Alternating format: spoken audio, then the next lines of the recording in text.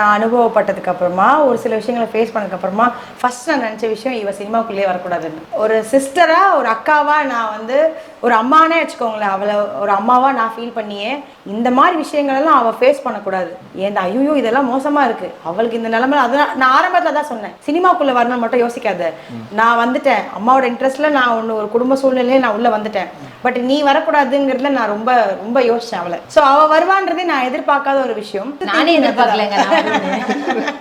ஒரு சில அனுபவங்கள் நம்மள மாத்தோம். ஸோ அந்த வயசுக்கு ஏற்ற அனுபவம் எனக்கு வந்து அது ரொம்ப பெருசா இருந்துச்சு. அப்போ நான் வந்து நினைச்சேன், ஐயோ என் தங்கச்சிலாம் வந்துடவே கூடாது, நான் என்னோட முடிஞ்சிடணும் அப்படியே நினைச்சேன். ஏன்னா மென்டலி நான் கொஞ்சம் ரொம்ப சென்சிட்டிவ் அப்படிங்கறதுனால என்னால ஒரு சில விஷயங்கள் ஏத்துக்க முடியாம இருந்தது. அதுக்கப்புறம் மாற மாற எல்லா விஷயமும் நம்ம என்ன வேணுமோ அதை எடுத்துக்கலாம், வேண்டாங்கிற தள்ளி வைக்கலாங்கிறது தான் புரிஞ்சதுக்கு அப்புறமா எனக்கு அது பெரிய ஸ்ட்ரகிளாலாம் ஃபீல் ஆகல.